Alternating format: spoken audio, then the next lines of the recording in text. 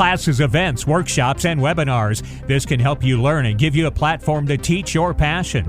Red Rocks Institute offers a wide variety of classes of interest, from money management, real estate, investments, mortgage, insurance, retirement planning, and more. Red Rocks Institute, an adult education center designed to empower people with knowledge. For more information, go to redrocksinstitute.com. It's a big, big house. Hey, welcome back to the Springs Radio Real Estate Show. I'm Cheryl Garlock with Colorado Front Range Properties, your host each and every week.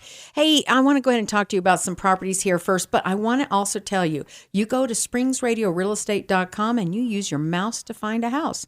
You can search all the homes available in all of El Paso County, Colorado Springs, everywhere that's available there, all the way up into and including Denver. So if you're looking to travel that corridor there up and down Highway 25, you can search all the available homes that are available there. You can even search by your lifestyle needs. You got to be by your favorite Starbucks. There's a search tool right there for you to be able to do that. If you want to look at new home construction areas, there's a search tool for that as well. And even if you want to know what the trends are in your neighborhood, you can also search there as well to see what the recent sale activity is. Go to springsradiorealestate.com. Now, also, if you want to know anything about these particular homes I'm going to share with you, be sure to call me at 719-321-7600. 719-321-7600. Okay, now this very first home is over in near Patty Jewett, the Patty Jewett Golf Course area. It's such a really neat place there. This ranch-style home is like a dollhouse. It's got a kind of it was built in the 60s, but really it's got kind of a classic 50s style kitchen. It's got a patio and a backyard just to die for. So it's built in 64, has 4 bedrooms, 2 baths, over 1,600 square feet with a basement and a 1-car attached garage. Let me tell you a couple of things about it. It's just a few blocks north of Patty Jewett Golf Course and backs to the Rock Island Trail. It's got original hardwood floors upstairs, and the basement flooring is a Traffic Master rubberized vinyl that resembles wood. Comfy and quiet. How about that? So anyway, this one is a really, really nice property. I mean, it's a wonderful, cute little place to live in. If you're thinking about the financing on this home, it is priced at $194,900, and the monthly payment on this, assuming you were a no-down VA buyer type of thing with no down payment on a 30-year loan, say at today's rate of around 3 3/4, I got that off of Wells Fargo, that's only $902 a month. So if you add maybe about $250, for additional property taxes and insurance on there, you're looking at about $1,150, and I bet that house, Andy, you would know. You could rent that for a lot more than $1,100. I was going to say, great place to live, but of course, my perspective. That's a positive cash flow property. Absolutely. So that's a great one there. So again, that's the one by Patty Jewett. If you want to know more about that one, give me a call. Hey, I've got another one here. It's in Briargate. It's a tri-level. So this one's a Briargate tri-level. This home is absolutely stunning. Built in 1985. Priced at $222,500. It features 3 bedrooms, 2 baths, over almost 1,800 square feet with a 2-car attached garage. The home shines with updates and upgrades. It's got a new roof, new windows, newer furnace and water heater, updated kitchen with granite tile and countertops, newer appliances. Both baths have been updated. I mean, my goodness gracious here. This home is not going to last on the market that long there at all. So this one here is a Briargate tri-level. If you want to know more about that one, let me know.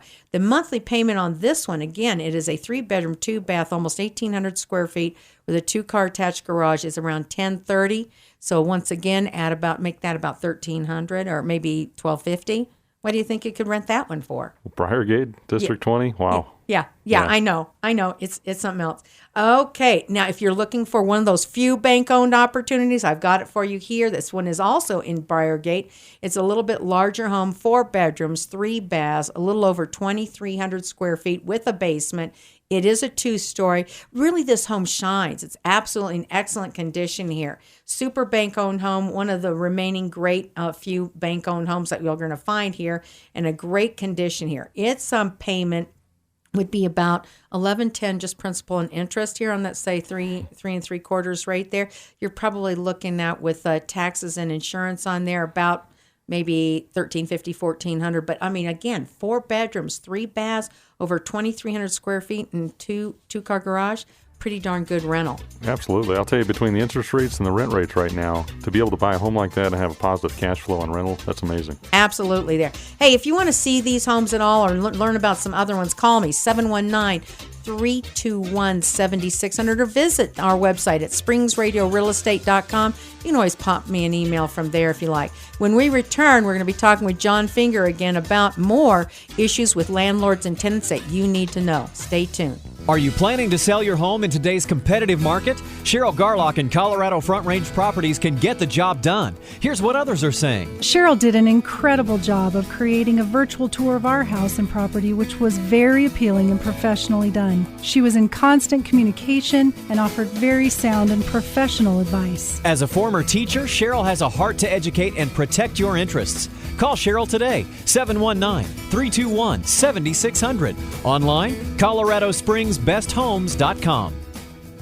Oh, I'm proud of the house we Hey, welcome back to the Springs Radio Real Estate Show. I'm Cheryl Garlock with Colorado Front Range Properties, and I am so glad you could be with us today. I have some outstanding guests in our studio.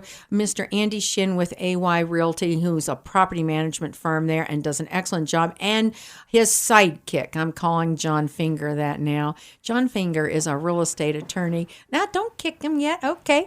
Anyway, so John is a real estate attorney here, and he really specializes in evictions. He understands landlord-tenant law like none other. So yes, unfortunately, because I'm a landlord too. I think that's what got him into that specialty. Is that right, John? Yeah, it is. Sometimes I'll be in court in the morning trying to evict somebody, and then in the afternoon I'll be out cleaning out an apartment. My I get to goodness. change clothes during the day sometimes. It's pretty nice. Yeah, so I walk the walk. He walks the walk, talks the talk, walks the walk. He knows exactly your pain, and he also knows the fruits of your labor, don't you, John? I do. Absolutely. And there are quite a bit fruits too. But sometimes you got to weed through the weeds to get to the fruits. Yes, you got to weed through the weeds to get to the fruits. I like that one. That's good. So, John, let's talk about some of the basics of the residential lease. What should landlords definitely be having in there? And you mentioned earlier the difference between an oral lease and a written lease. So, bring that on too. Yeah, we've pretty much beat that one up. You don't want to ever do an oral lease, even if it's a family member or a friend of yours. You always want to have a written lease to something you can go back to later on.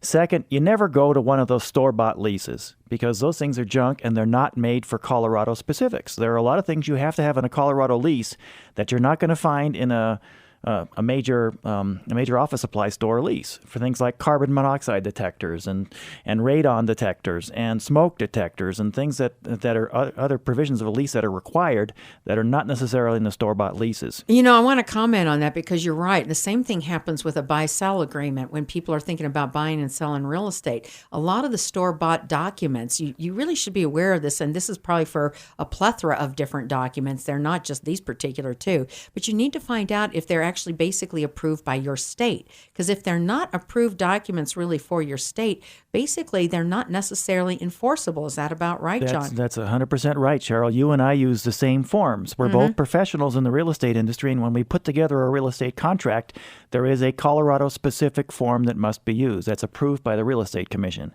We as professionals cannot use any other form. Right, absolutely there. So, again, we're talking about how leases really need to be in writing. And let's touch on that one more time because it goes to enforcement, doesn't it? It does. You have to be able to bring something into court with you later on. Right. If it's an oral lease, all you're bringing is your word of mouth as opposed to what the tenant's going to say. Right. So the landlord may say that. It's not to say that a verbal document or a verbal agreement is not an agreement. It's to say, how do you prove it? Yeah, that's true because it's one word against the other when you're in court if it's just an oral lease. Now, let's talk. This is the big one in my book. What happens when things don't work out between the landlord and the tenant? Well, you know, what from your perspective, what happens? Comparatively speaking, Colorado is a fairly easy state to perform an eviction in. In most cases, you can have an eviction done in 5 to 6 weeks. When you have a basic problem with a tenant, oftentimes the landlord can try and resolve it and get them out of the house or get them out of the apartment on their own. And oftentimes that leaves minimal damage to the apartment because the tenant feels that they've got a stake in the game. But when you have to play hardball with them, typically it's 5 to 6 weeks later on that you're able to get them out. You start with a demand notice, and then 3 days later you can follow up with the eviction proceedings, schedule a court proceeding, and then if you win the judgment at court for possession of the property, then the tenant has to be out within 48 business hours of that judgment. If they're not out at that time, that's when the landlord goes and hires the sheriff to actually evict them.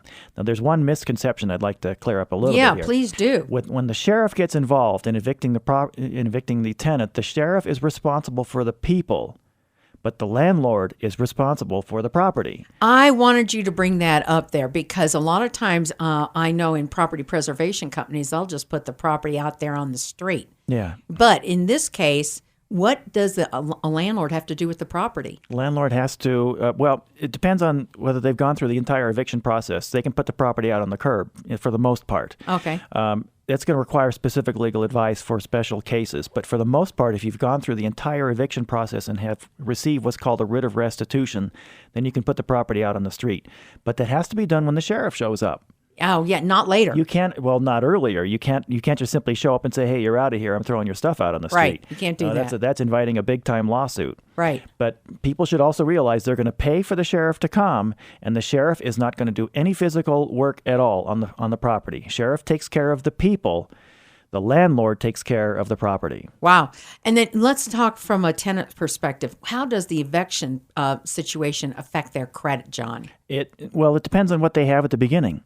Oftentimes, with a basic landlord-written lease, there's no credit check, so they've never submitted a Social Security number or date of birth or anything like that, so it could just be simply that Joe Smith got evicted. So when a future landlord tries to do a credit check on the former Joe Smith, they're not going to see that he's been evicted before because the prior landlord didn't take any of that basic information. Wow. You know what? John's a wealth of information. If you'd like to reach him, I'm going to tell you the easiest way to do it here. Just pop him an email to ifoughtthelaw1@gmail.com. Yeah, ifoughtthelaw1@gmail.com. Well, that pretty much wraps it up for our show today. But again, go to SpringsRadioRealEstate.com. Again, it's SpringsRadioRealEstate.com and search all the homes available in El Paso County and up and through Denver there, as you like there. And don't forget, we've got some great classes that are coming up. Search the seminar tab there for classes about buying a home or tips and strategies to sell your home in today's market. You've been listening to Springs Radio Real Estate with Cheryl Garlock, a show about all things real estate and home related for the Springs and Colorado. Go to SpringsRadioRealEstate.com to sign up for special offers and events, to listen to past shows, for educational articles, and to find links to all guests for your home and real estate needs. Cheryl would love to hear from you for questions and show ideas. Email her, SpringsRadioRealEstate.com. Well, the house is a rockin' on the